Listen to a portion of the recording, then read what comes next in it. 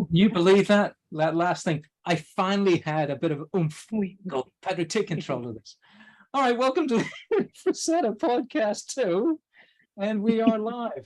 Now, today, what I'm going to do is lots of drawovers. And poor Sarah, I kept her up late last time. So she's going to go off to Betty Buys pretty soon, actually, Sarah. It's about 15 minutes, isn't it? Well, I'll do it till 8:15. I can do an extra, Can you? compensate for the lost time. Yes.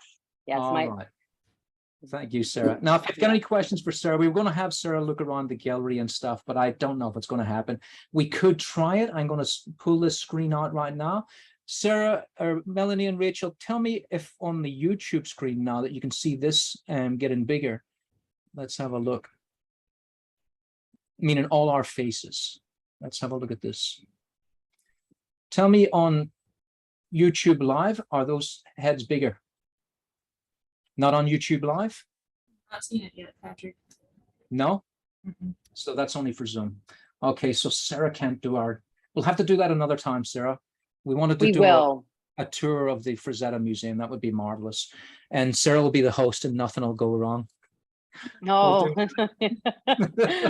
Every time something goes wrong, it's just, I've heard by episode 100 of whatever you're doing, that's when things like stop going wrong. So is that right?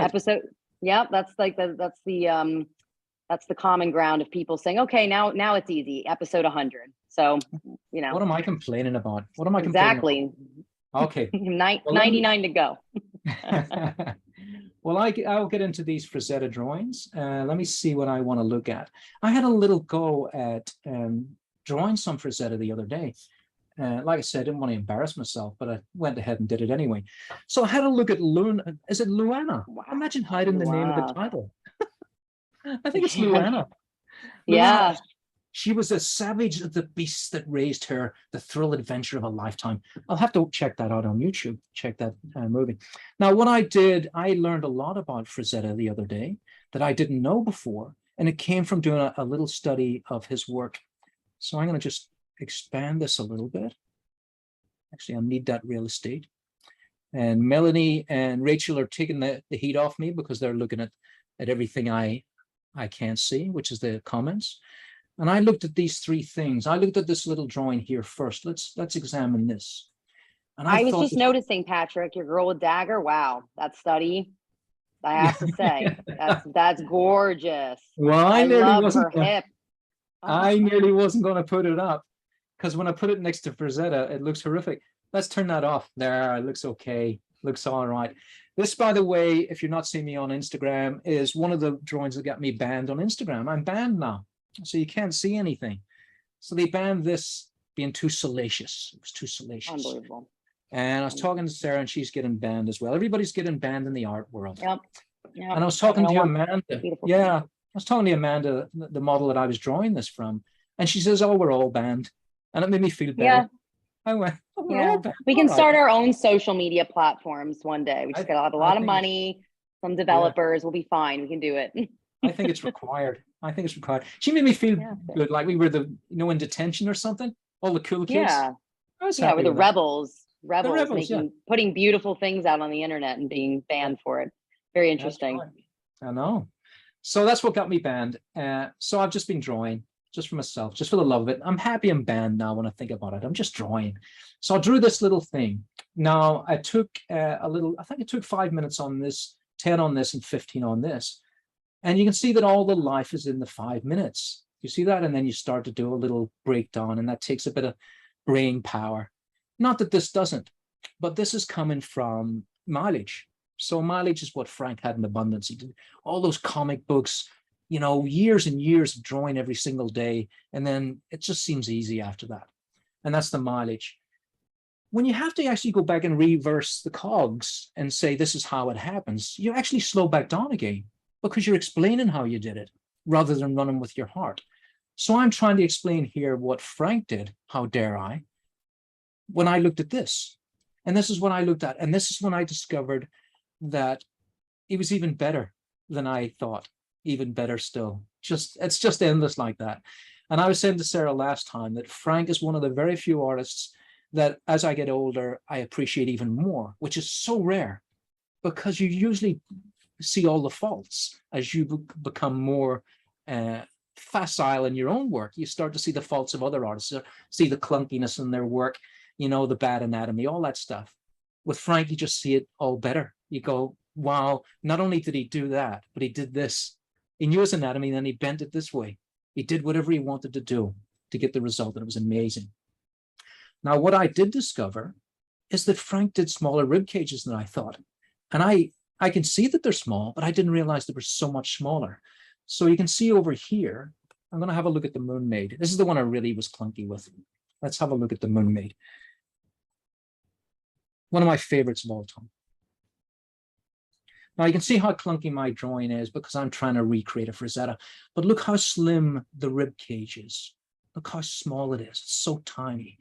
And I originally started with a bigger rib cage because I was just doing my thing. I was doing a big rib cage, not a big rib cage. I do small rib cages too, but it was big in comparison. So I just went straight in there and started feeling the artwork like this. Let's have a look. I started feeling this was the way to go. I'll get in a bit closer to this. So when I draw a figure, I'm thinking like this, like that, whoops, and like this. And you can see how much difference there is in there. That's just ballpark. That's what I'm thinking. Actually, it would be more like that. So it's close enough. I mean, I do a small rib cage, but Frank did even smaller, which really surprised me. So I had to go in and out all the time to get this. Now, I always did a giant gluteus, which is fantastic, because there's nothing more gestural in the world than the female gluteus.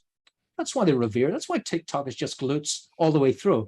If you see in that movie Idiocracy, he goes into the future and there's a movie playing. It's called Bum, and everyone just goes and watches Bum all day long. And they put a man's bum up and everyone starts laughing. That's the comedy version. They just laugh at the man's bum and it jiggles, I think. That's the future, right? So we can see it already happening on TikTok, Instagram, right this second.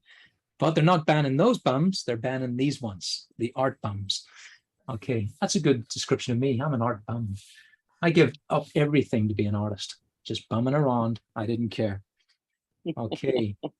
So, but here's what I really discovered, the strength of Frazetta. Now, look at this Moon Maid face here. Now, you guys can jump in at any time with questions. And like I say, Rachel and Melanie are looking at the questions in the chat. I would have gone either full profile here, or I would have gone 3/4, brought that nose back in. I would have done that. Why did he do that? Why didn't he do full? When you're getting that close, when you're so close that you're in danger of a tangent here, where the worst idea would be a face like this and a nose that just touches the edge like that, then we lose the idea of 3D space. We just go, the nose can't go past there because it's in 2D space. Where's the 3D? He took the chance and he did it for a good reason. I had to work out the reason. I went, why would he do that?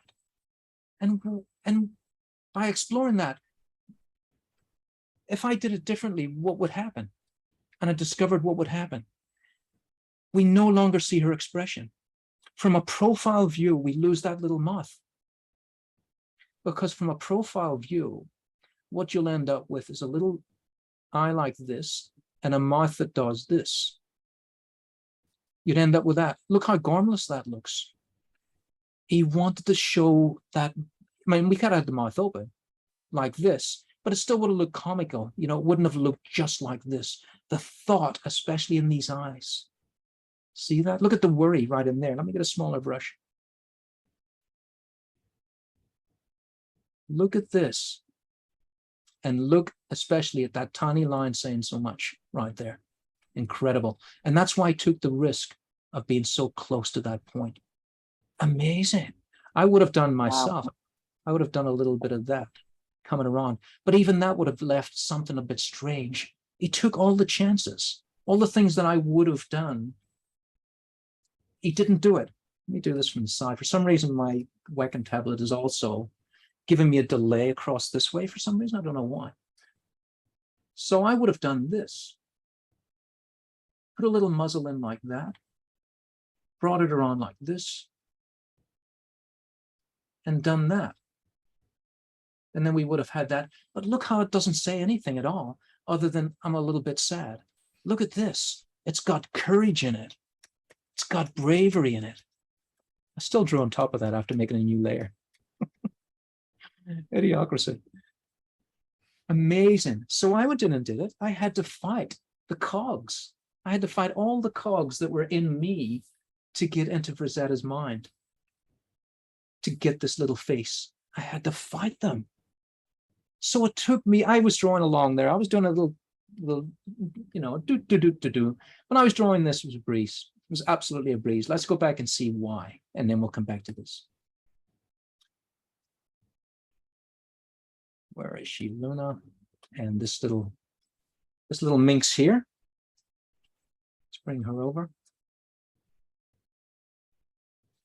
This was a breeze for me because he hasn't broken the tangent rule, as if there's such a thing. He's brought that nose way in. So it was very easy for me to draw that quick little face in there like that. And then I just went my merry way, the way I would draw. And that's when I started to realize how small the rib cage he would put in. So here's my rib cage here. And from the side, the body gets smaller. So from the front, we're this wide. And from the side, we're that wide. So we're the opposite of dogs. If you throw a dog on its belly, I can grab my little dog's rib cage like that. But from the side, it's a big volume. So we're the opposite of dogs. And as we come around like this, we start to get a smaller rib cage. So it was easy for me to put a smaller rib cage in here because it's a 3/4 view. Patrick, do you think my grandfather did the head a bit small intentionally on this piece as well, and the hands a bit big? Like, did you kind of break that down at all in your head when you were doing this? I did, Sarah. Isn't that amazing? I thought they're man hands. What was going on with those big man hands there? I thought the same thing. Look how I've gone straight in. Because when I did those are my hands. I have man hands. Well, people say you draw your own hands and your own figure and your own, and then you'd break out of that. Maybe they're Frank's hands too. Maybe they're Frank's hands. But when I drew the hand, look, I just drew it because I didn't want to be wedded to this. I just wanted to go breeze through a Frazetta, just glance over and breeze through it.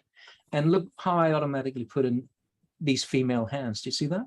And then like you, sir, I went over and I went, what the hell, Frank, is this? These big clobbering hands. So it was unusual to see that. And yes, the face was very, very small. I realized that as well. And I love it. So this is unusual for Frank, though, I think, because he usually has a figure I see as about 6.5 heads tall. This one looks a full 8, even 9 heads tall based on that head. Let's have a look at it.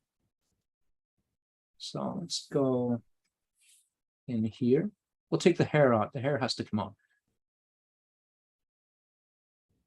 So there's one head, and we'll just ballpark it. So try not to look at the picture. 3, 4. Now it's going to come out at 7, something like that. 5, 6, 7.5. It's 7.5 heads, but it's getting close to 8. And I didn't see Frank do 8. I usually saw him do 6.5, 7, something like that. So his little female figures always looked in distress. They looked, you know, like you had to protect them. They needed protecting. Mind you, that another thing I discovered of the Moon Maid, she had some forearms on her too. Look at that. But she's got the little hands. So not everything was rote with Frank. Not everything was, it's the same every time. He was always thinking. And one of the questions I saw, the first question was, why is Frank Frazetta still revered today? And what does it make so many people love what he does? And I think it's that he never, even though you could say these are similar, he never did the same thing twice. He always came back in and went, I'm not gonna pander. I'm gonna do my thing again, whatever that thing is. And he did a new thing. You know, nobody expected a guy on a sleigh with 6 polar bears. Who pulls a sleigh with polar bears? You know what I mean? That just came out of nowhere. Without reins. Without reins, yeah. Who needs them? That kind of thing. And that was amazing to me. So everything he did was amazing. And I always come back to this. I am, like we saw, there's 3 versions of this. There's the crinkle version, there's the Alan St. John version, and there's this, the king of all versions. And I think he had a very, well, I know he had a very competitive spirit. He wasn't shy about saying that. I don't have that same spirit. I don't fear anyone. saying, "Oh, I'm better than you" or anything like that. Frank didn't either, but he had a different perspective. I'm better. I'm the best there is. So don't try and get my way, chump, right? Because he did come down hard on anyone that mimicked his style and stuff. I remember that. And I know that Ellie was very unhappy with Jeff Jones coming in and photographing everything and then doing lots of Frazetta style artworks. This one was, like I say, once again, it's not the same one. We did this again last week, didn't we, Sarah? We had to go in here and put levels on this. Because they've done a what we were talking about earlier. Someone's gone in and colored it up. Someone's gone in. Yep, enhanced it. Yeah, let me. Oversaturated. Did you know, I'm sure you know, Patrick, that this was a repaint, because you saw the original Moon Maid. Which one do you prefer? Did you like the original or did you like the repaint? This one by a long shot. I liked all of Frank's repaints except for one, and that was Witherwing. I didn't like that one at all compared to what he did. I just don't think there was something about the face. We'll see if we can bring it up, or maybe for another podcast. But yeah, I wasn't keen on that one. And you know, there was a few I didn't like. The dancer from Atlantis, I was devastated that he repainted over that one. I was like, the original version was this. It kind of like the colors that you use, Patrick, like this beautiful moody green. And it's just, the atmosphere is beautiful. The girl was much smaller. The bull was much smaller. And of course, he repainted over it. And I'm like, no, my God. We have the original here in the museum, the repaint. And I'm like, if we could just remove this layer and scrub it off.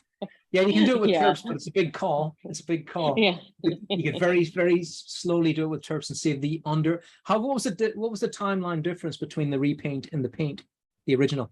Do you know? So it would differ all the time. I'm not sure with this painting exactly, but it was sometimes right when he got it back from the editors, the publishers, and then sometimes years later, whenever it started bothering him, that's when the repaint would happen. If it was years later, there's a chance you could get terps in there and take it off. And the more dry, now look at Chuck, the more dried layer underneath would still survive. But if it's only a couple of weeks, you're taking everything off. No, I would never. It's too dangerous. It's too dangerous. You just don't do it. Not with Frank Frazetta's work. No. We'll just put up a nice reproduction of the first version and call it a day. Yeah, we're gonna have to live with that. I'm just trying to find it if I can. I don't have enough Frazettas. Yeah, I've got them on a different machine, so I'll have to look for that. Here's me at the Frazetta Museum with my lovely wife, who got a bad rap last week. You remember I was telling that story about we went in and she says we're going back in again. She was really good. You know, she wanted me to go back in and all that stuff. That story will stay with me forever. My grandma, are they gone yet? Are they gone yet? That was the funniest part, and I still went in. Still opened that. Had the door half open. Either creak. She would have heard the door creak closed, so that would have been too sad. So I went back in. She was great after that. I think that's when she sat with me and looked through the portfolio, and then she was a real different person. You know, she was always nice, but I think she wanted her lunch. And I was just there all morning. I never even thought about it. I'm so selfish. My whole idea. No, she was definitely having a tired moment, and that just came. She kind of just said whatever she felt, so that's just how she was. Yeah. Well, that's what I liked about her, because it reminded me of just being in Ireland. I went, okay, we're in Ireland again. People just say what they think. You know, like we talked about the Banshees of Inisheer. You know, we saw how that all went. That's my life back home. Okay, and I love it. I love it. It's simple. You don't have to second guess what people are thinking.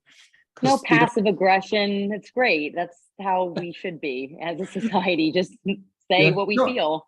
No, it's just straight aggression. It's just straight aggression. I mean, it could be physical, but that's therapeutic instead of holding it all in and it causing muscle spasms and everything else bad for our health. No, it's one way it's going to come out. Yeah, it has to come out some way. Yeah, I can't find that one. I know the one you mean, the one with the bull. There it is. There. So is this the repaint, or was this? I can just get in the TikTok and Instagram. I'm getting. Yeah, I didn't post that one. I mean, the ones they were like yours. It was just like they had the little armor on them, the little bikinis, and and Yeah. they still, they flagged the account. And I've worked on building that TikTok. This is the second time. And Oh, when we no. built it up pretty big, and I don't even get a chance to appeal it. So now I'm like, I'm done with TikTok. TikTok doesn't deserve the Frazetta Yeah. presence. It doesn't deserve, But let's No. appreciate the Frazetta gluteus. Look at how fantastic they are, and look how he hit all those marks. Now we're talking about he didn't have, an art academic training background, but he could have taught in all those universities because he's hitting every single mark. Look at that tiny little moment there, and we call that the 3-finger gap. It's 3 fingers across, like the width of a belt, where our legs insert underneath. There's Chuck. Put his hand up. Go on, Chuck. Is that raw masonite, like the Yeah. kind of background? Wow. Yes. Sarah? Yes, it is. And Did you that's even another- gesso it? That's what I mean. Or nothing? Or just- He did not gesso it. So how he was dragging that paint around on that surface is amazing to me, because that should have been just holding onto his brush the whole time, or sucking the paint in so fast. I mean, I suppose it's not so hot in Pennsylvania, but if I was to put paint on a masonite board, it would just suck right. You would hear it suck in, it would go, and it would be gone. It would start coming out the back. It would just suck right in, because that's what a dry surface does to anything that's wet on top of it. Be sucking those oils out. How that's not cracking to all heaven, I don't know. Do you have this one, Sarah? I do not, but we do have the Neanderthals, and the Oh, you Neanderthals do? was the first painting that was painted on raw masonite. And I have a Oh, yeah. question. How Yes. is it possible that he went down to his basement? This is the story. He went down to his basement. He took out masonite from the floor, went up Yeah. and painted this in 6 hours, and then put it in the oven. How would that survive the oven? Or was maybe a blow dryer and they got the story a little wrong? What would actually help dry oil in 6 hours on Well, masonite? Well, the answer is really nothing, because the oils don't dry by heat. They do a little bit. The turpentine comes out with the heat. So turpentine's gone, right? That's just gone in a second. But the oil oxidizes. It takes years to oxidize. That's the term for it. So it would have given the impression of drying, because the terps would have gone straight out right away. The oils maybe would have dried a little bit, but I don't think it would have made that much of a difference, because I don't think no matter what you do, you can put it under the sun for forever. It's still going to take a long time for the oils to dry. I'm not sure, because we've all seen linseed oil, like you cook with. You put it on the surface of a table, and you come back a week later, it's still there. You wipe it off with your finger again. So that's how long it takes for oil to dry. It takes forever. It takes centuries. In fact, they restored a canvas recently, and as they were taking off the top layer, oil paint came oozing out from underneath the next layer. It hadn't dried yet. The oil was still wet underneath the layer. So oils are forever. And if you mix up your ratios, that ratio there, what was happening in that old master, something strange had happened there. Someone must have put lean over fat instead of fat over lean, which means you add more oil as you go for every layer. And they did the opposite. So they sealed that layer shut with a fast drying layer, and underneath the other layer couldn't get any drying done, because it was in this little cave. It's in a cave of coolness. So what you're saying is they take forever to dry, but like how long? Like with one layer, I don't know how many layers of paint, but how long do you think it would actually take to dry before they sent it off to Warren Publishing? Oh, right, touch dry. If you put it in the oven, you could touch dry it probably the next day, or even that afternoon. If it depends how thin he's painting, and he's painting very thin, because I can see the canvas through. See that? So the white gives the impression that it's thicker than it is. It's just opaque paint. It's a paint that you can see a little bit through. And then the more opaque it gets, the denser it becomes, and you see less and less of what's underneath it. So it could still be very thin, and you put white on it, and it still doesn't cover the surface because you're painting on the ridges. So I can confidently tell this story then without questioning. In my head, I'm always like, but I don't know how long it takes oil to dry or anything. So I want to be able to validate this story. And so thank you, Patrick. Oh, well, it depends what he's also mixing in. If he's mixed in a dryer, cobalt dryer, I think Frank would have used cobalt dryer. The dryers today are different, and cobalt was really bad for your health. It's a heavy metal. And so he would have used that, I think. And now they've years and years later, they use liquid, which is too thick for me. And I use a thinner liquid. I'm trying to remember the name of it. Can't get it in my head at the minute, but that's what I use, a very thin dryer. And it basically dries the next day it's dry. Touch dry, that is. Touch dry. So you can dry it. Difference in, If it's thin, it dries overnight to the touch. Sorry, that was so long-winded. To the touch. There you go. That's the answer to it. Thank you. Many years later, you scratch the surface, you might get some oil losing on. Yeah, no one gets to touch the art. That's Oh. stand back, no breathing on it. Do you remember? Wait, Patrick, were you there when my grandma had the alarms up in the museum? Yeah, like if you I got set them off. I kept you setting did set them off. I could. That's what you said before. That's right. I would set them off all the time too. Yeah, I was getting my nose On closer purpose. and closer. No, because did you? Yeah, I'd annoy her. Well, I was mesmerized like a child. I just kept getting closer and closer, and it would go, and I go, oh, sorry.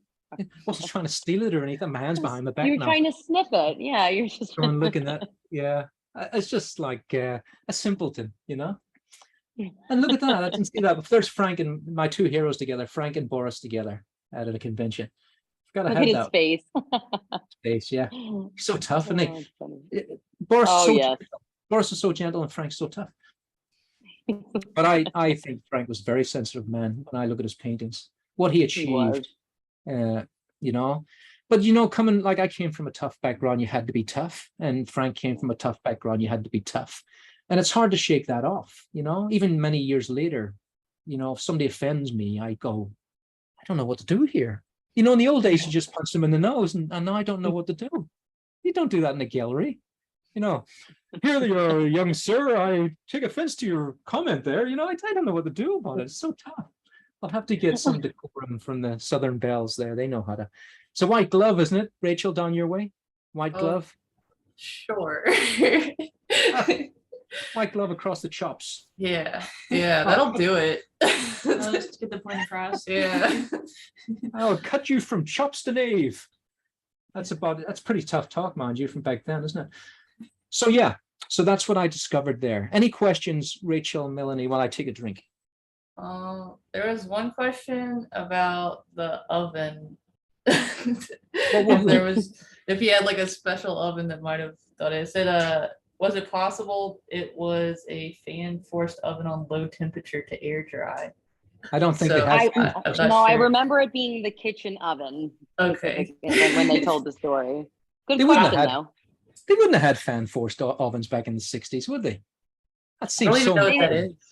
They didn't spend money on anything that they like. It wasn't a necessity, basically. Yeah. That's the whole reason he was ripping out masonite, because he was very cheap and had no, like, you know, he grew up in the Great Depression, so he just didn't have an excess of materials lying around ever. Yeah, that's amazing. It's incredible. It's really incredible. So, how much education did Frazetta actually get as far as art? So he went to a informal academy in Brooklyn. It was taught by Michel Falange, who was a well-known artist. He was exhibited in New York City. He was from Italy, and he was trained in fine art. So my grandfather went there when he was 8 years old. It was 1 day a week. He stopped going there when he was 14 years old because Michel passed away. At the time that he was supposed to go with Michel to Italy and get a formal training, but Michel passed away literally like the week before it happened. And then my grandfather went into comics because, you know, his whole path changed at that point. And Michel was always telling him to stay away from comics and illustration because he would never be respected in the art world. And I think that always kind of stuck with my grandfather. It was a little bit of like an insecurity throughout his whole life because it was true. The art snobs would look down on him and say he was merely an illustrator, not a fine artist. And my grandpa would combat that and quite literally and say, fine art is fine art. Like whatever is your fine taste. What are they saying? What are these people saying? Yeah. So really not that much training. And that also was an insecurity of his. But he did have a lot of help with his friends. They were called the Flegel Gang. It was Al Williamson, Roy Krenkel, Angelo Torres. Nick Meglin, and they would all get together, do life drawing classes, and help each other with reference shots, and just really like Roy Krenkel was one of the, I'd say, his biggest mentors, because Roy Krenkel was well versed in literature, other artists, and so he would show my grandfather all of the greats, and like Norman Lindsay and Joseph Clement Cole and J. Allen St. John, and my grandfather then had more to pull from because of Roy Krenkel. So a little help with his friends. That's the answer, really. That's great. That's great insight, Sarah. I would have loved to have known Roy Krenkel as well. What a character. Oh, me too. I heard once, let's see if you heard this story. I heard he used to go down to a bookstore I know in New York. It's the biggest bookstore in the world, actually. And he used to go down there, and if there was a book he loved, he would steal a copy for himself and then steal a second copy for reference so he could tear out the pages. I believe it. I haven't heard that story, but that sounds like Roy. Did you know And Roy was like, he had like his whole house, like you couldn't like step into it because it was filled with books and art pads and just everything. Yeah, he was a collector. I don't want to say a hoarder because that sounds terrible, but yeah, a little bit of both.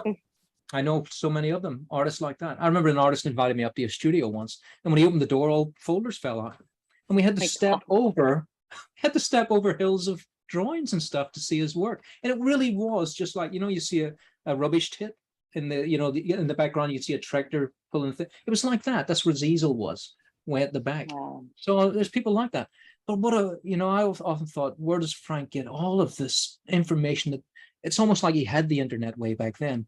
It must be Roy Krenkel was his internet, I must imagine, for him to find all that wealth of stuff. But have a look at this. The Conans, he wouldn't have known the direction. He never read the Robert E. Howard stories. He was told little excerpts about them through Roy. And so Roy was the one, I'm sure, I don't know if we talked about this last time, but Roy was the one that told him his first version of Conan the Adventurer didn't have a neck. Roy actually said that to him. He goes, Frank, Conan doesn't have a neck. You need to give him a neck. So he went back and he was so upset about it. But Roy would just call it like it. Yeah, it was true. Roy just called it like it was and helped him for it. Again, going back to the being honest thing, it was constructive criticism, and he was the best at doing that with my grandfather. And Roy was really the only friend that my grandpa kept throughout his life. Oh yeah. He had that other friend near the end, didn't he, Doc Dave? Yes, Doc Dave was his friend. Later on, he met Doc Dave. Yeah. That's the redone. That's the redo. Yes. That's with the neck. Yeah. But what's amazing even the one without the neck still broke the world in two. It's still it was still incredible. He didn't really need the neck, but Roy was just poking at him a bit.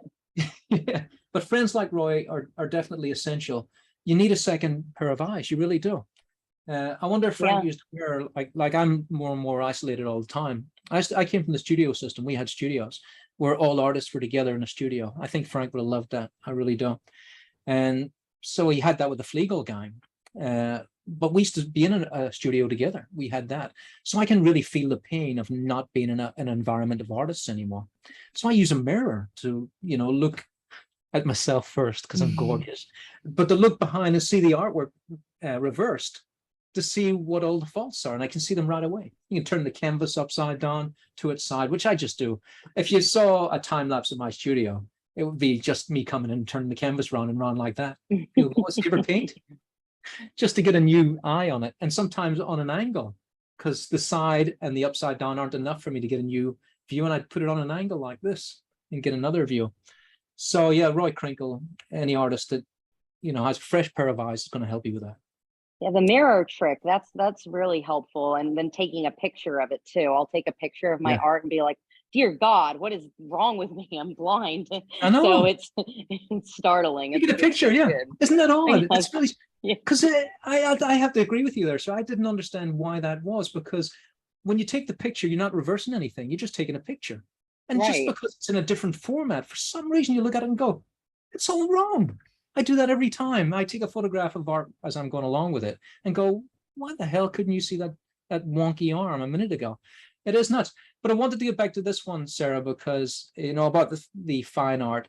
I looked into the history of art, and a long story short, basically abstract and modern art came about as basically like the space race did, to show Russia that innovation was happening in America. That's where modern and fine art came from. The idea of modern art came from that concept.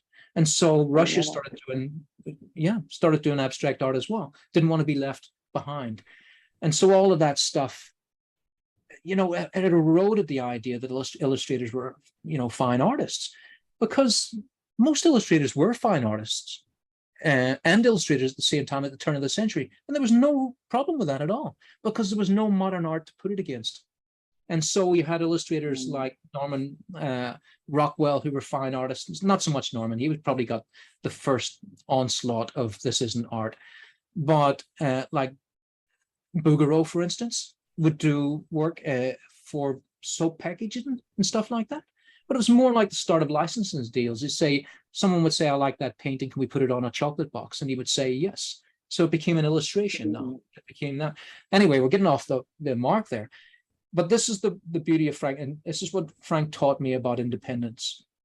Do you want to tell the story of this one, Sarah, about how much they wanted to pay for this?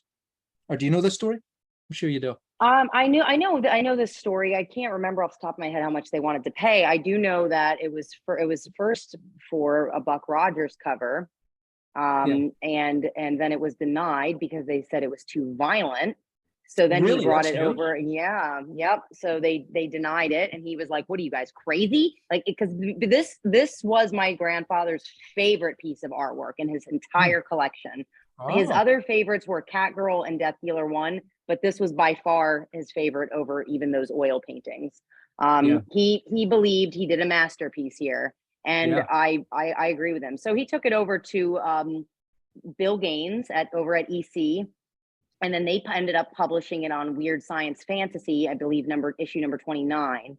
And so they just they changed the helmet, and I believe they might have taken the helmet off. They did some alteration to him to change it from Buck Rogers.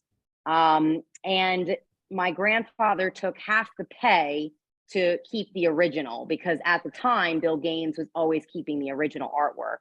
So there was a story always that my grandma was the one that was responsible for my grandfather getting the art back. And this was before my grandma really got involved with any of his business. So he was already making sure of that when it was a piece that he really, really cared about. So I believe, now, Patrick, what was the pay rate? I think it was $50. I think it was $50. Okay, $50. Yeah, I couldn't remember off the top of my head. But yeah, he took it half of what he was going to get paid just so he could keep the original. And Gaines was like, that's fine. Do whatever you want. Keep it. Yeah. No one liked it. I'm like, what? Crazy. People are crazy. Unbelievable.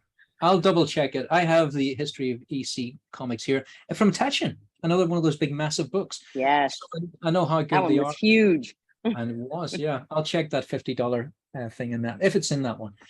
But yeah, back then $50 was not what it seems like today. $50, right? You won't get lunch with that, in a restaurant. No. But back then that was money. It was money for, I don't know what the cost of living was then. But when I tell people, when people say, "What did you make back in the day in London?" I'd make $200 for a greeting card, and people would go, "It's daylight robbery." But back then it's like 2 months rent or something. It was like tons of money. Yeah. Oh yeah. Used to be able to buy things with your money. There's some different days now. Yeah, but $50, and hit us with the zinger, Sarah. How much did it sell for at auction? Do you know? I forgot that price too, but that was very sad that it sold. Oh, was just it? Got my wave of emotion. I believe my uncle sold that piece. No, it's okay. But I don't recall what that one sold for. I think it was $350,000, but it might have been 250. It might have been 250. That one. So I think it was only 100. I think they sold for $100. $100. The loss. I'm the dagger right in my chest right now. That one. I mean, if it were my grandpa were alive, he would have never sold that piece, and he probably would have at least asked for something crazy, which I don't think is crazy at all, but at least like $1 million, and maybe something even crazier, maybe $10 million, because again, This was such an iconic piece. This is like the piece that pivoted his self-worth and made him this confident person of knowing that he needed his art. He needed to retain the originals. He needed to retain the copyright. I mean, it's just such an important piece. Hold on, Sarah. Yes, it's okay, Patrick. You can tell. Hold on, Sarah. This is a bombshell. Are you telling me the calls have only just locked in now? Are you telling me that Frank didn't make the 250 or 350,000? It wasn't Frank. Oh no! I thought my grandpa did. No, my grandpa did. I'll always give a positive spin. My grandpa did sell the Conan the Destroyer for $1 million before he passed away, and he was really happy about that. He was like, you know what? It was just, again, he had to sell his art. He's an artist. That's what artists do. Yeah. And they sold many originals. It was just the pieces that meant so much to him. They didn't have a price. Money didn't mean anything to him. What meant something to him was like, these they're his babies. When you create something that's so special to you, it's like, this is my creation. Yeah. My baby. When people ask me about drawings, I say I don't have that one, and I do. Thinking of buy that one, I says that's gone. It's not gone anywhere. I just went down and looked at it again. Yeah, I can see why they wanted it. It's nice. Yeah. Do you know how much he sold it for, Frank? I don't want to open any more wounds, but do you know how much Frank got for this piece? This one, yeah. This piece was sold by one of the family members. Oh, right. Okay. Yeah. I thought Frank sold it in his. No. Okay, gotcha. All right, so let's move on to another Frank. Let's have a look in here. Let's see. I always loved that one. I wish I had a higher res for this one. Amazing, but we'll come back to that because I want to go back into these drawings. Let's see. Where are they? And any questions would be asked while I'm looking around like this, guys. See this pen and ink drawing here. Sarah, last time someone said, what was your favorite pen and ink drawing by Frazetta? And I said it was the Tarzan flying through the trees with a woman over his shoulder. But this one here, I don't know how I did that. That is just sensational. The amount, you can't get people to pose for that, right? So when we say Frank Frazetta didn't use reference, he didn't use reference here. It's impossible. You can't use reference for this. So how much did he know to get this done? It's just sensational. And I love his faces too. Look at that face right there. And the economy of line. Now she is doing that expression full profile that I talked about earlier, and he still got it. He put some teeth in there, which you rarely see. Put a little bit of teeth in there. But that is amazing. And his flyaway hair. And the tension of these muscles to hold on to these two quite heavy weights, it seems to ring exactly right. It seems to ring exactly how I would imagine all those muscles would have to interact to pull that weight. I don't know how he did that. The only way I can imagine he could possibly get close to that without photographic reference is for Frank to pose for the male figure and then add the female figures around it. That's all I can imagine. Because that does remind me. He closed his eyes, Patrick. Yes, that's what he did. He probably did the pose and then he closed his eyes and he imagined his perfect scenario in his head, and then those two girls popped in. They popped in. Yeah. I mean, after party. But that's the after party. I honestly, I've never really studied this piece until you're bringing it up right now, and you're right. It's a very underrated ink by him. It's really incredible. Oh, Mom, you want to come say hi? No, my mom's kicking me out of the museum. No. It's a hard no. What? Okay. Well, this is live. We're live. Come here. Wait, just say hello. Okay, she won't. Come, you look beautiful. Just say hi. Just wave. There. Just a hand. There you go. Yeah, hello. She is. That's Frank's daughter, Holly. Hey, Holly, it's nice to see you. She can't. Sorry, she can't hear you. I'm just like, because I have my headphones in. All right, so you have to go. All right, thanks, Mom. I have to jump off now, but I appreciate you guys. I'm sorry I couldn't stay longer. And but I'm glad you got through all the technical stuff, and I'm gonna rewatch, Patrick, this whole live stream. It looks so effortless when we take out the first 3/4 of an hour. Thanks so much, Sarah, for being the queen of the show. Not throwing gosh. If that was Lady Gaga, she'd have thrown some spring water at me. and says, what kind of outfit are you running here? Yeah, no, you were great. There's no All right. ego. It's all about Frank, that's all it's about. But thank you guys so much. I appreciate you. Thank Sarah. We appreciate right. you too so much. Thank you, Patrick. I'll see you Thanks, soon. Sarah. Thank you. All right, right. bye. Good luck. Okay. So yeah, have a look in here, guys, that he could draw this hip right through there and find that, I've got my students from my class here.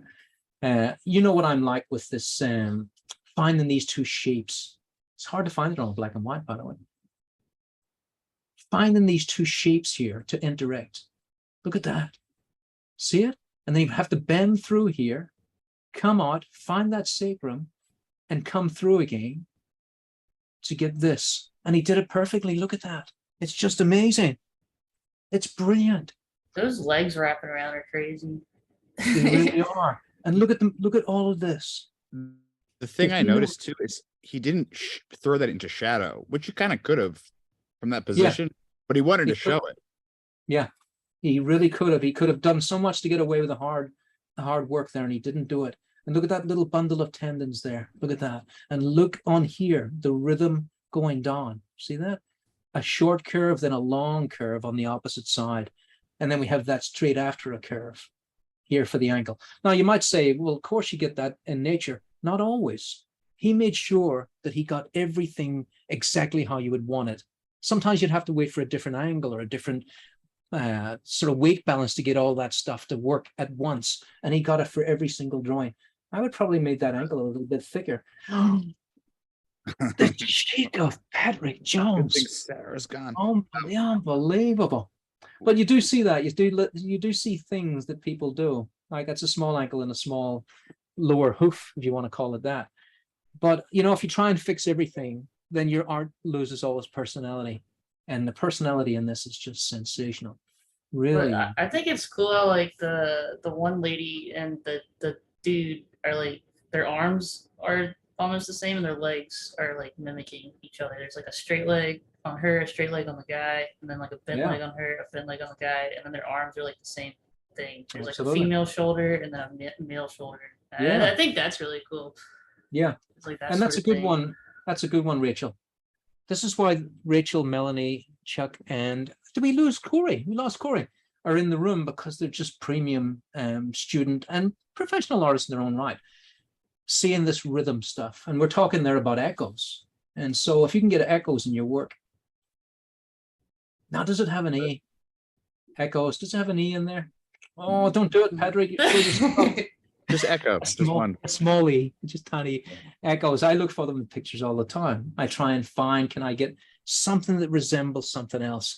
But look at how wonderfully sweeps it all through like that. So we're going up here. Everything is going up. And the line work in that foot, the woman on the left's right foot, it looks Yeah. like it's faded out, but it's pen. I mean, it's But you know what we might have here? I wish Sarah was back in the room again. We might have another example of someone scrunching the levels together to take out the grays, because Frank actually used watered down ink for grays, and they were beautiful. They were really beautiful. And so maybe in the Taschen book, we'll see. It could be possibly rubbed it all out with, we used to do it in my advertising days. You'd rub out all of the grays with an eraser and just be left with black and white pen. It's a throwback to the industrial start, where they couldn't reproduce grays. They needed a different mechanism. So it had to be just blacks and whites, or it wouldn't print. But later, when he was doing that Canaveral press stuff, they could print grays easily, very easily. I think this is Canaveral.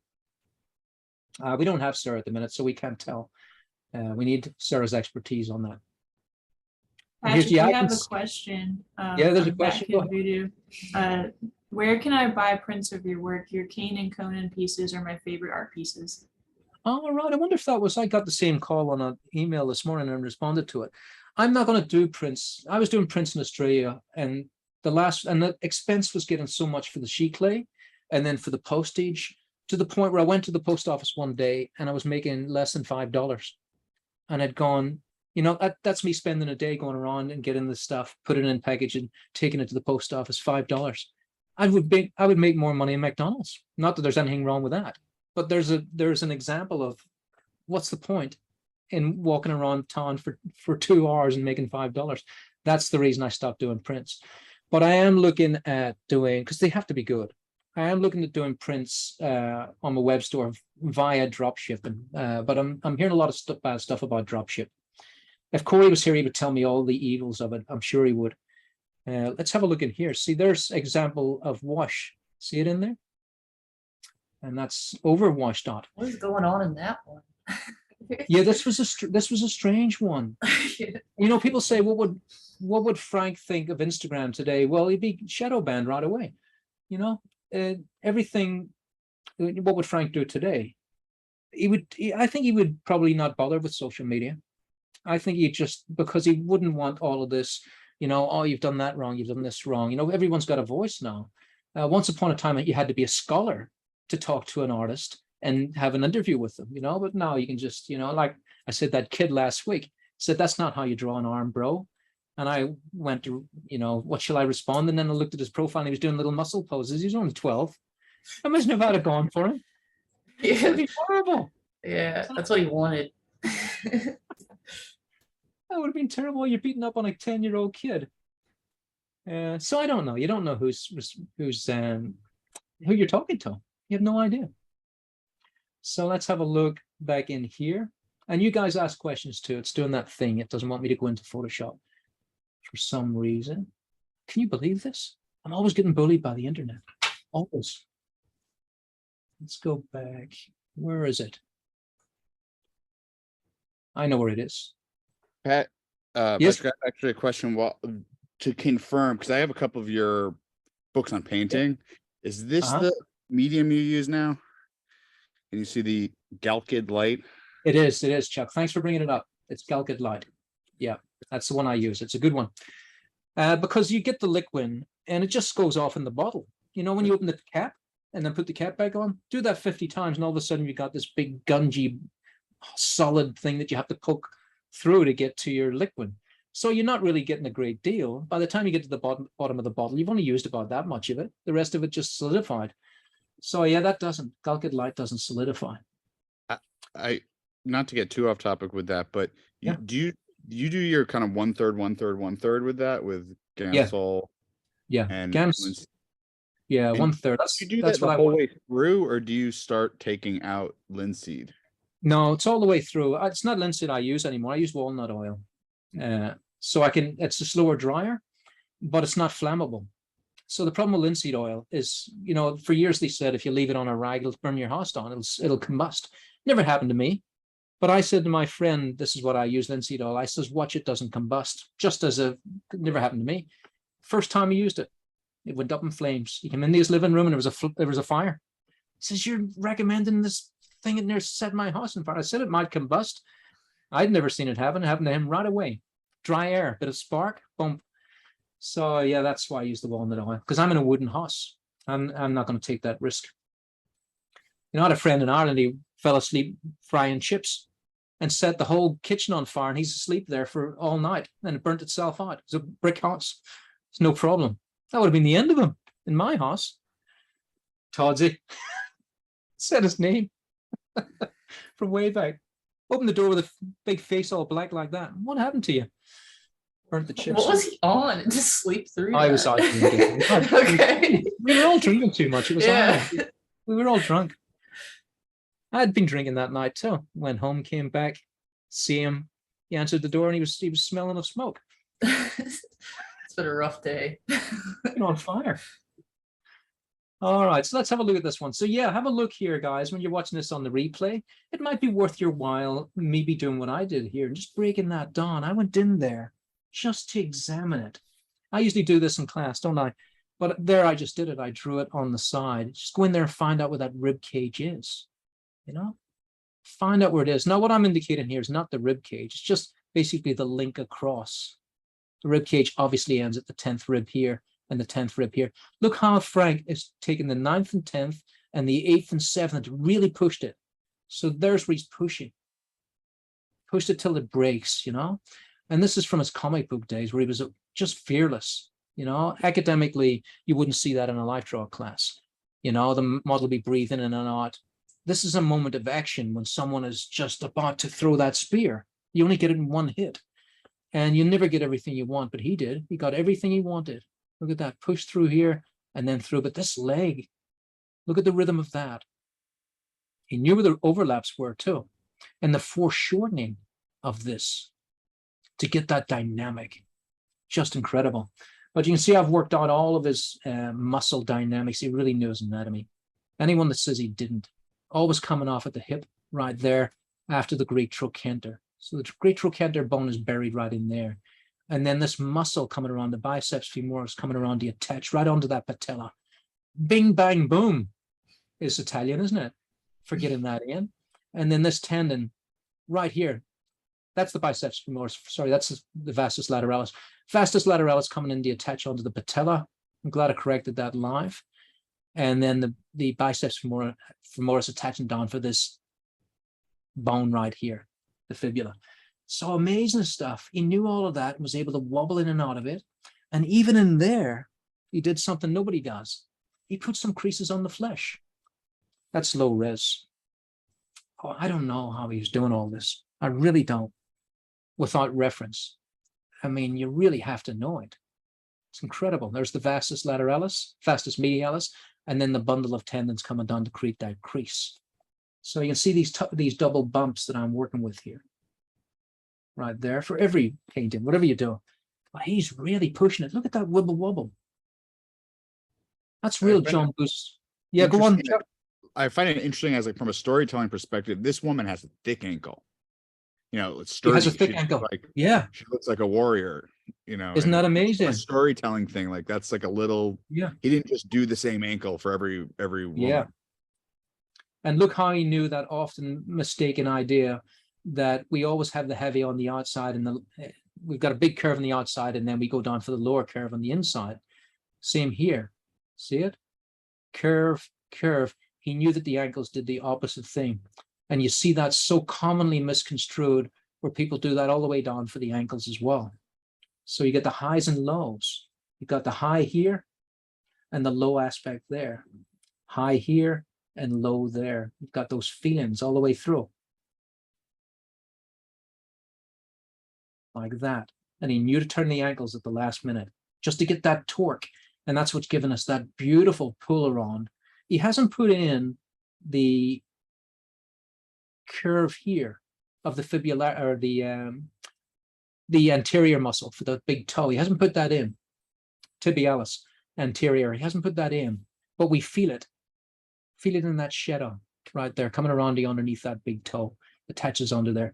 He must have known all of this stuff, and that stuff takes your lifetime. It really does. You saw him even tripping up over the Roman names, but he had all the marks in there. You know, the anatomy's not that important as a name. You can say the calf muscles, which people say instead of the gastrocnemius. It's only useful for me because I have to teach it, and then you can have a look. If you need to see that muscle independently, you have to know it. You have to know what it is. Tibialis anterior, you have to type that in to find it. So how did he do it? You know, he didn't have the resources we had. He didn't type things in. So I'm assuming that Roy Krinkle must have had anatomy books, you know, because even Bridgman didn't give us all of that, you know, didn't give us this link right down under that thumb, the Palissus link. I won't bore people with it, but I can see it all in there, and it's incredible. And you can even see in here, you can just feel that little bow shape of the lower abs before they come down. And the fact that he linked them like this to the 10th rib to give a little bit of space here for the inguinal ligament and the obliques, all of that stuff. A lesser hand would have went, okay, there's a lower stomach there. It just fits down here, doesn't it? He had it all coming in a rhythm. I can see it by the light he's left in here. Incredible. And there he's added costumes and knew the bite would happen right there on the iliac crest. There's the crest, follow it round, and the bite's less strong on this side because the pinch is here. Because she's turning her shoulders in that direction. See that? He knew it all. He knew it all. He knew this was the stretch side. And to the untrained eye, it looks like they're equal, but they're not. Look at the difference in length here. The difference in length here compared to here. It's a big difference. And it's not even a big stretch, but he knew there had to be a difference. Sometimes these almost straight on poses are harder than the big tilt ones because you automatically think, oh, it's the same on each side. And it's not. And you don't know why your drawing's clunky, even though it looks right. To the untrained eye, you go, oh, it looks all right to me, but it still hasn't got any movement to it. It's because these tiny little moments all add up. They all add up to a clunky drawing if you don't hit them right. So he really felt that turn and this turn. He was aware all the time that this arm and that arm are not separate things. They relate to each other. The arms are only there for one reason, and that's to work the torso, to work the chest, and to work the back. That's what your arms are for. And so they have to be in concert with every muscle on that torso, apart from the abdominals on down, and that's a different story. But they're working all of those muscles up there. Every tiny little muscle is in concert with those arms. So the arms are important.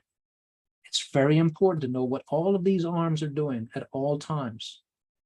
When that arm does that, that other arm is in there doing this. And look what happens. Right away, the scapula comes back, because the scapula is the rowing machine. It has all the rowing muscles on it to pull back and forth, the punching muscles. This whole machine in here is so important. And if you don't know, it's one of the most complicated things, then you can never paint that with such simplicity. Look at the simplicity of it. It's brilliant. And he really knew those flexors and extensors where they change over right there.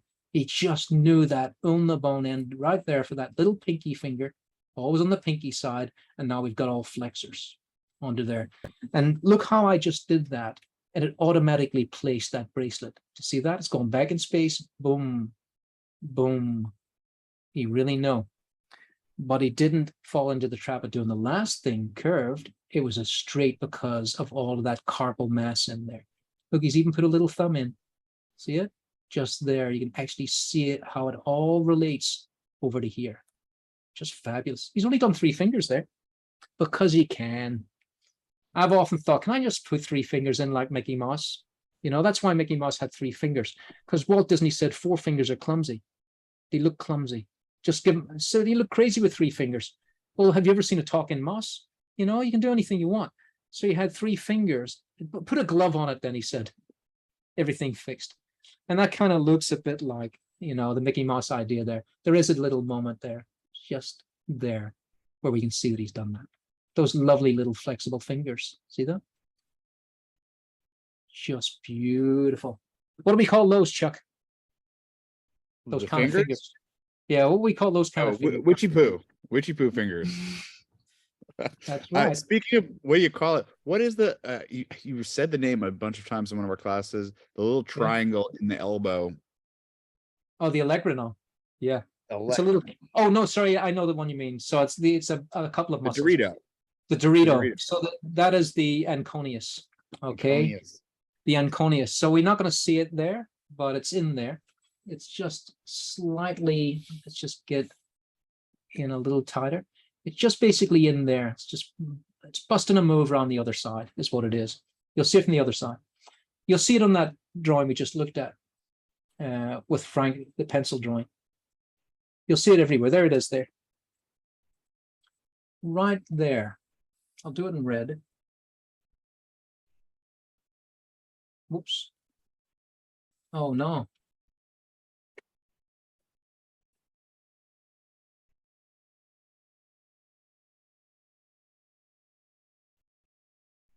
Why is it not going red? Bizarre. Might be indexed. Your color mode for the picture is probably indexed. Oh, no. Yeah, I know that one you mean. Yeah, that's happened, doesn't it? Okay, let's see. Yeah, I don't know how to get out of that. Go image color mode, I think. Image, thanks, Chuck. Yeah, I remember this from years ago. Somewhere in there. I don't know, one of those. Oh, There you go. Yeah, it's in yeah. grayscale.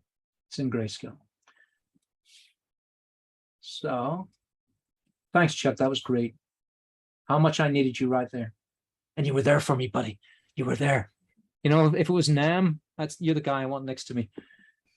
All right, so there's your Dorito there. It's basically the olecranon's on the end of it. It's a little cap. And this little muscle here just attaches onto the lateral epicondyle in there and then down onto the ulna. And that's a brilliant bridge to find, you know, the extensors on top and the flexors underneath. So I look to it all the time. Just look at that shape from that angle, that particular angle, but from other angles, that's what you're looking at.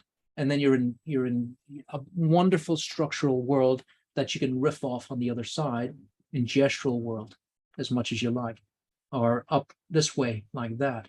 You know, you can start going anywhere you want with that once you have that little anchor point.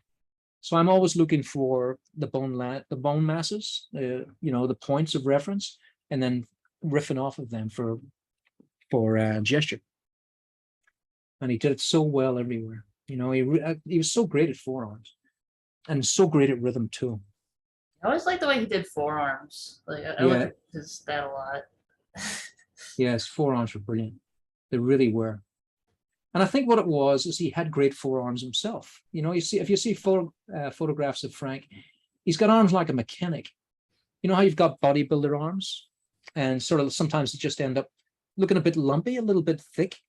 But he had those mechanic arms, you know, like he was always working on a truck or something, just doing that all day long. That's the Sicilian thing. My whole family's got those big, just like wheelbarrow pushers. That's what we call it. That's in our family. So, yeah. Yeah, it's amazing. Okay, so we'll give it another 15 minutes, I think, because we'll do another of these another time, I think. We have a couple of little questions here that are kind of unrelated. Go ahead, let's have those. One says, "Hey Patrick," from Richard. I was wondering if any of your work is displayed in galleries throughout SEQ. SE2, is that London? SEQ. I don't know what that. I don't know what SEQ is. Okay. SEQ. Another question from Henry. It says, "I would like to practice drawing expressions. What resources would you recommend me to check out?" Your own face. Oh, Get a that's mirror. good one. Yeah.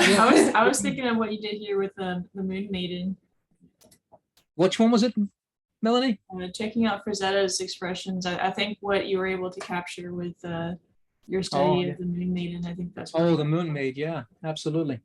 Yeah, that was a real revelation for me, drawing that little face, because that's when I realized he didn't do the profile. That's when I realized, and look how beautiful it is. To me, it looks like if you just put the face all together like that, it simplifies it. So I've looked at this one a lot, and where my eye goes is I see the butt, and then I see like her body, and I just look at that scary face up there. I barely even notice her face. It's like I look at that guy's face, and then the arms, and it just like, if her nose was sticking out, I feel like it would kind of stop that a little bit, maybe. I don't know. That might be something to it. I don't know. It might be the difference, you know, because maybe you're more frightened of him than I am. that Because guy is terrifying. Yeah, it might be that. But yeah, I've always been bothered by that hand.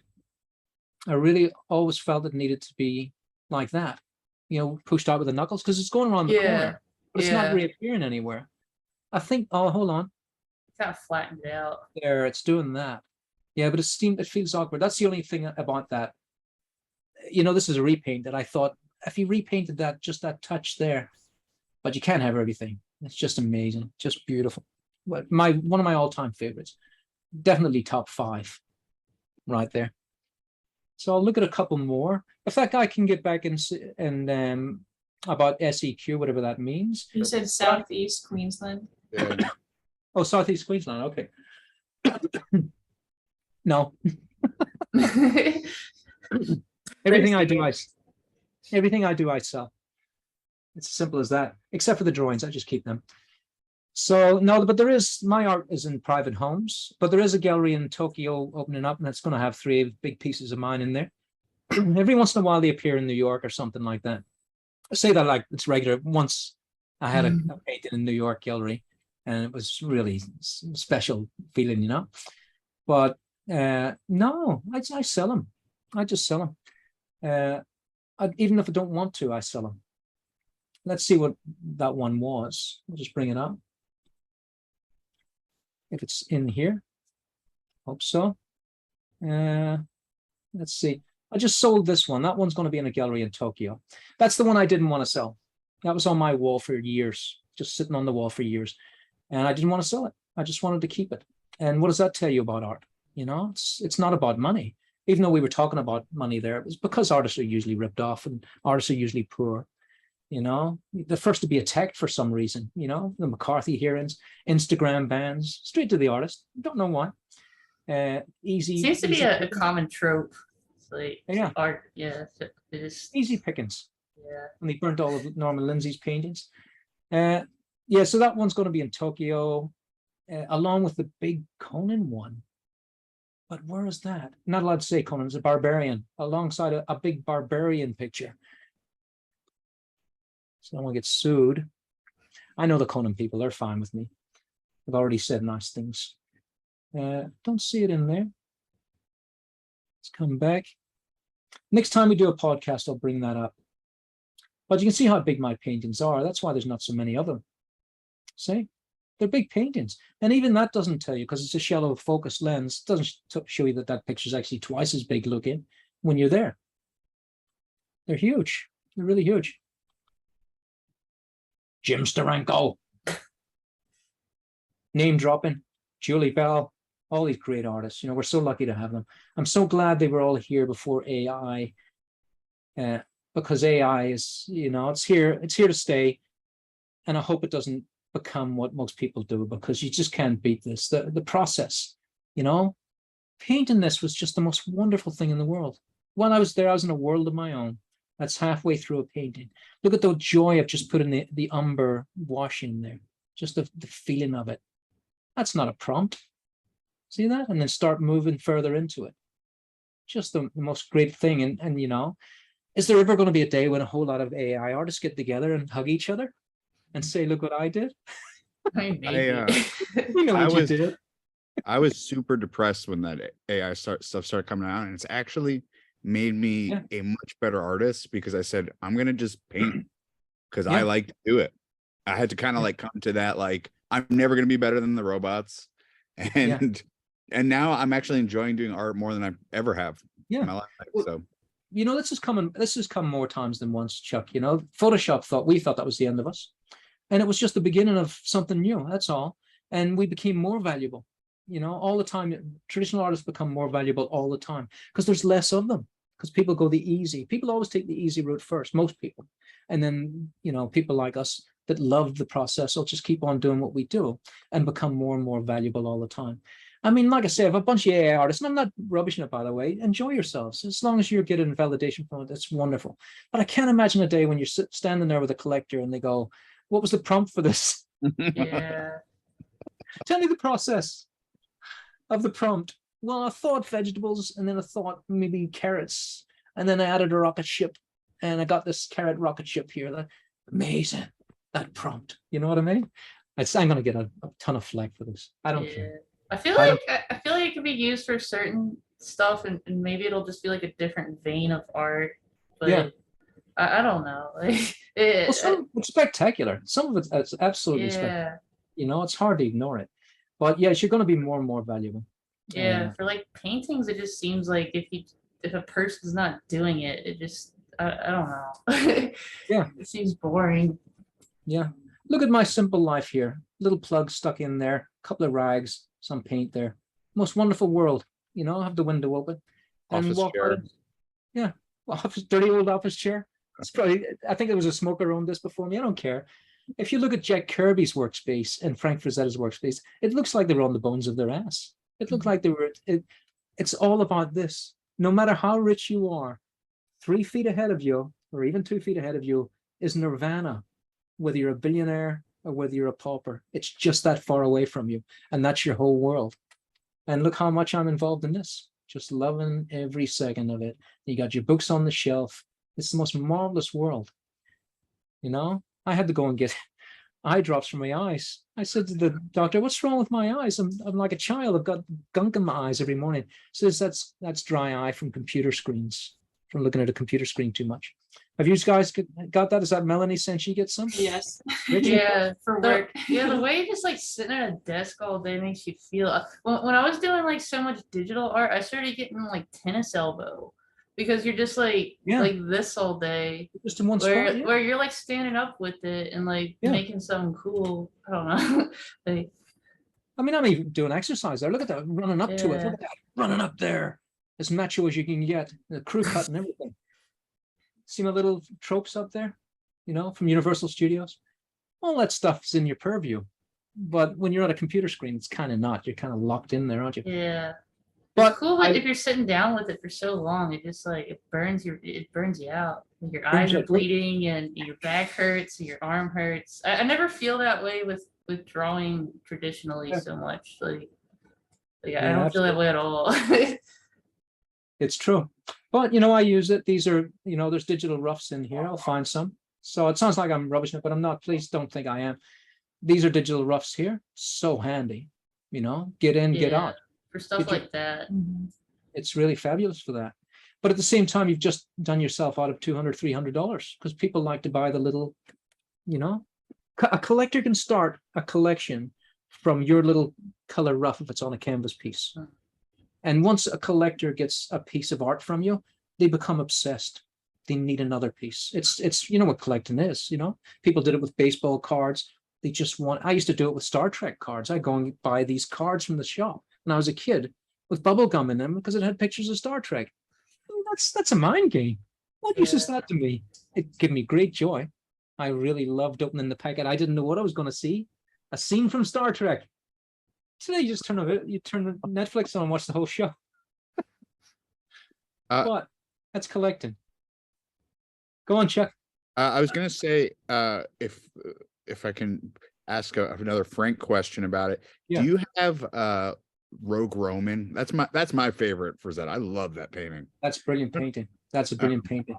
Let's see if we can find it. Yeah, I'd love to see if you had it to get love Rogue Roman. Yeah, it's so small too. Apparently, I was reading in my Taschen book, but about it. You got it too. Oh, it's the nicest book I own. It's so nice. I don't know if I tell you, my girlfriend got it for me for my birthday. You told me that. Yeah, she told me because she knew I would buy it immediately. Yeah. So it's this one, right? Yeah, I love this. Yeah, I love it. And this is a very early painting. This is 68. And I think, we all have our landmark drawings in painting. I think this was a landmark drawing or painting for Frank. I think if you just look at this one, you go, this is the things to come painting. Because, he still, to this day, never rivaled this figure here, I don't think. It seems like he took more time on it or something. Yeah, he took more time on it, I think. He definitely did. There's no doubt. He enjoyed every moment of this, and he really did it so well. Let's bring it into Photoshop. We'll call this the last one. Okay. So let's see. At Chuck's request. We have one more question, Patrick, while you're doing that. Yeah, go ahead. Do you use a pose mannequin, and what pose mannequin would you recommend? None and never. Those things are bad. They're bad. They're here. Let's draw one. Let's draw one for the horror. Draw one for the horror. It may be something different. I don't know. Are you talking about this thing?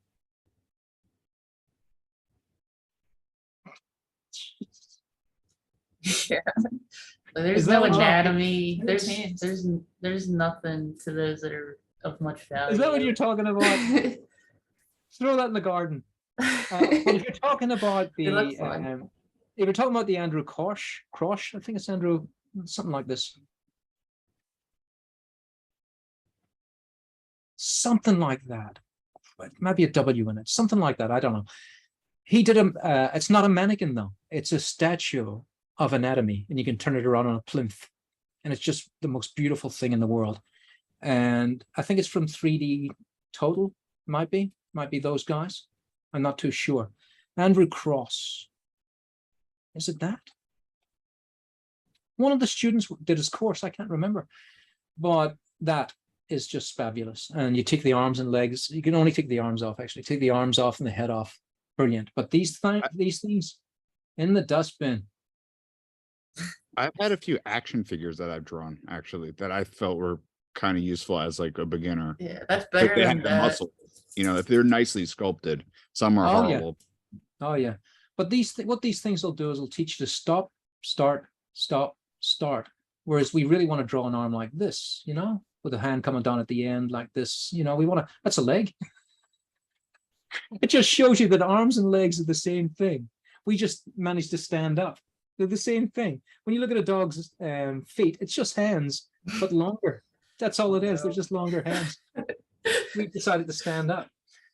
But yeah, to draw this arm, you know, I'm pretty sure that Frank would have thought like this and then come in for the rhythm like this to that thumb and then added these. I'm pretty sure that's how he would be thinking of that arm rather than this with the joints, because it's the joints that make everything clumsy.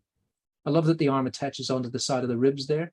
You know, a lot of people put the arm here. I know it seems crazy because it does look like that. If you bring the arm out from here, it looks like it just attaches right up there at the top, but it actually attaches in here like that. So be aware of that. You don't want your arm to start up there, pressing against the rib. It's pressing against the ribs here like that. So you don't. What I'm trying to say is you don't have a gap like that all the time. It presses right in. So you'll see people and they always have their arms on like that because they've learned to draw arms like this and like that. So this lower part is going right into the chest there and compressing into it.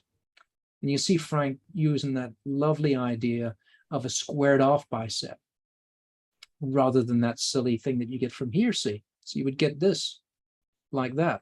Sounds like I'm rubbishing all those tools as well. They're all fine. When you're 10, you're 5, Yeah. 6, 7 years old, they're brilliant. You just want to When you like move- draw that thing as like a still life, maybe, Yeah. but to like try and turn it into a person. Like people don't look Yeah. like that. When you're 5 years old, it's wonderful. Yeah. When you're going to university, then throw it in the garden. It's Yeah. it's just something to put on your shelf now and say, this is when I was a child. After that, you're going to have to get more sophisticated. I mean, look at the sophistication here of that shoulder fitting right in like that. Whoops. And Frank knew about the brachialis. Look, see, he put it in right there, the brachialis, before the brachioradialis, which is a totally different muscle. That's why he was so great at forearms. And there's that little Anconius moment there. Just feel the whole thing fitting in here like that. So we're going down to the ulna now, down to the little pinky finger, and then the flexors on the other side. He was just brilliant at everything he did. Look at those serratus muscles pulling right up. Amazing. Not to be confused with these ribs, which are really tight and hard as well. He's got them in hard there. Brilliant. And that's the thing he did all the time. He went in tight, then he came out loose. He did a curve, and then he did a straight. You know, it's everywhere through his work. What looks sometimes like a curve is actually a curve with a straight on top of it.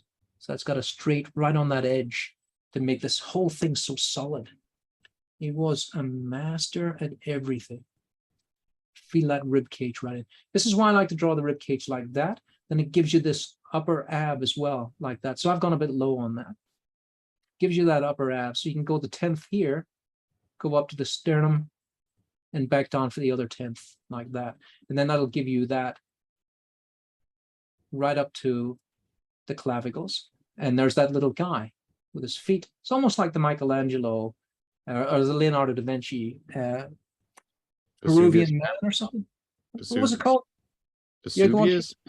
Vesuvius or something like that, isn't it? Vesuvius man, where he's got his hands and legs up on a circle. That's what this rib cage looks like, with all of these being the same size. Same. See that? And he just had that just spot on every time. Just That brilliant. face too is such a storytelling face. It really is. Look how he peeked in the crest there. Just brilliant. You go across, the other one will be over here. Just got it all. It's just all. And there's that lovely little Liberty Bell that I like to use right there. And everything terminating on the pubic bone at that point. You can see it's simple. So that kind of, actually, you know what the seamster people use to put clothes on a model? That's actually more useful than this, because you can actually see it. Yeah, I went to an Airbnb and someone was You know, they made clothes, and he had that in the living room, and they were putting clothes over it. They're actually pretty good. Or steal a mannequin from the local store. They're good. Those mannequins. The Let's go lifelike. steal a mannequin. Steal a mannequin. Get Roy Crinkle to. I heard he got shot at. He was there during the war. He got shot at during curfew, running across Central Park with 2 stolen books. Oh my god. Sounds like a myth, doesn't it? But that's one of the Yeah. stories. That's a cool way to get some books. You can imagine him yell. You would expand on that story. Yelp! I heard him yelp. He's in the bushes. But what a character. And you can see that rib cage again, just here going back in space. So he was aware too that there's a tilt going backwards. It's not just this up and down thing like that, which it looks like from the front. This is actually coming toward us. Like this. This moment here is coming toward us. Like that. And this moment here is going away from us. And this is coming toward us. So you can really feel all of that. And then up and back around for that little bell in there. A thing happens here at this point where you've got a fist distance in here for that coming around to the side. Actually, almost crunch those bones together if you torque them enough. So once again, this moment here is just a connection point. It's not actually the crest itself of the hips. It's just me incorporating the obliques as well. So the crest of the hips, just as Frank's put in the mirror quite rightly, are here, coming around to that sacrum again and up over to the other side. So just gorgeous. And there, as I put that simple shape in, hits that rib hard, that eighth, ninth rib coming down to the 10th, and then the abdominals pulling in. Just wonderful, pulling inwards. So gorgeous. Nice one, Chuck. That's a good one to pull up. Yeah, I haven't actually seen that one. That's cool. Oh, I've drawn that woman in the back probably 20 times. she's She's got this like shrug to this like defensive, like who is this woman look to her, and it's just I don't know how he does it. It's brilliant. I mean, There's It's a lot brilliant. of personality. Yeah, and just that hard straight, you know, the lesser artists would have done that. Just that hard. And look how thin her lips are at the top. Just to emphasize how mean she is. There are mean lips. You know, look at that eyebrow. Mr. Spock. Fabulous. And look, muscles that nobody even thinks about right there. See that? The adductor longus coming over to give us that stretch right there. I'm surprised he didn't put any gluteus in there. I wonder if he was censored by the art director. Would just be the one from that position. That is a surprise right there. I It wonder. would be funny if they were like, "We gotta take it out." You do it all the time. They're like, I had "You it. can't." I had that whole thing. I remember my agent sending me take that ass on. I said, so you have to have an ass. How do you take somebody's ass on? What am I going to put in place? Just a big black smudge. A big black smudge. Sometimes I feel like he's removing things just for a design point of view, like the hand in Mood Maiden. Like I think he just didn't want those fingers dangling. Yeah, he just said, "I'm just not going to paint them."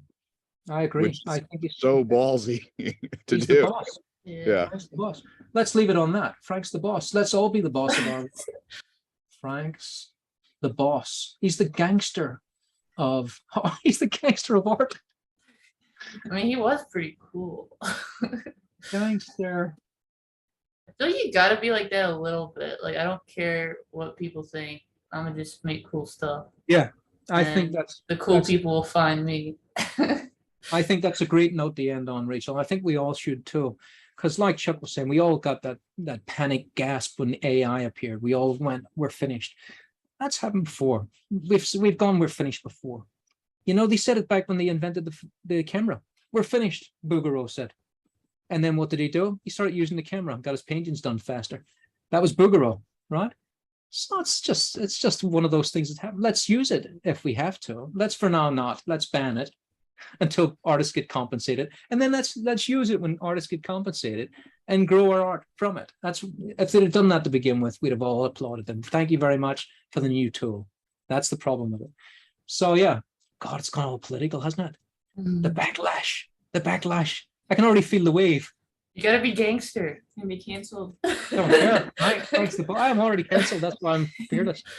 Instagram's already cancelled me. So anyway, we're going to end on that one, guys. And if you're interested, we'll do another one. It's up to you. We'll talk about it later. Yes. But there's so much, you know, I had like how many Frank's artwork there that I was going to talk about, and time just ran out. You know, I want to talk about all those little faces. Want to talk about that. One of my favorites that's been bleached out. Beautiful. Wish that had been a painting. That would have been a fantastic painting. Really would. All right, guys, we'll call it quits on that. Thanks for your patience. Thanks for coming in so early. Apologies to everyone that turned up for the live stream and didn't see it for 45 minutes. It was all Zoom's fault, plus YouTube's fault. None of the fault lay on us at all. Maybe me a little. We'll know next time. You know, in the moment, you know, when it went all wrong, when I said, "Sir, I think we can share your screen now. Would you like to try it?" That's when it all went wrong. Yeah, Wasn't from the it? beginning. Yeah, that was the first thing. I ended. Yeah, I ended the live stream the Yeah. second I turned over the host. Moron. Well, now So you there we- know. Now we know. Now I know. I learned a lot about streaming today. You did. You could do this yourself. Yeah. Sure. Yeah. Because you have to buy programs to stream on YouTube. But if you've already got Zoom, then you can just stream straight from there. That's what Okay. I did. Yeah. All right. You know, it was a tougher gig, but I bet the other thing would have been tough as well. You know, we just haven't tried the other thing. Whatever that is, Penguin or something. I don't know. I remember looking at them. They're all different ones. Going to end it now, guys, before I ramble any further. For those guys that tuned in, I'm gonna re-up it again later so you can watch it again. Okay, if there's any last questions, fire away, or I'll close it. Thank yous.